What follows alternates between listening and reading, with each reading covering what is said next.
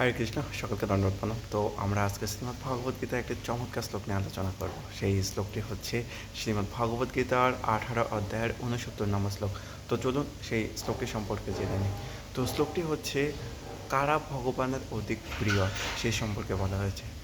তো শ্লোকটি হচ্ছে ন চ তস্মাৎ মনুষ্যেষু কর্চিৎ মে প্রিয়কৃত্তম ভবিতা ন চ মে তস্মাৎ অন্য প্রিয়তর ভবে। অর্থাৎ এই শ্লোকের অনুবাদে ভগবান বলছেন যে এই পৃথিবীতে মানুষদের মধ্যে তার থেকে অধিক প্রিয়কারী আমার কেউ নেই এবং তার থেকে অন্য কেউ অধিক প্রিয়তর হবে না।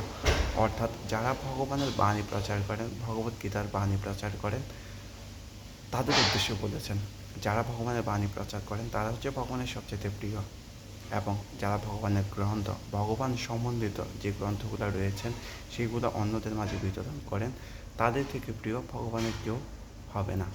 তো আপনারা বুঝতেই পারছেন যারা ভগবানের বাণী প্রচার করছেন তারা ভগবানের কত প্রিয়। তো আমরা সকলে ভগবানের প্রিয় হওয়ার জন্য অবশ্যই ভগবানের বাণী প্রচার করার চেষ্টা করব এবং ভগবানের যে গ্রন্থাবলী রয়েছে সেগুলো অন্যদের মাঝে বিতরণ করার চেষ্টা করব। তাহলে আমরা ভগবানের অধিক প্রিয়তর হতে পারবো। হরে কৃষ্ণ, সকলকে দণ্ডবত প্রণাম।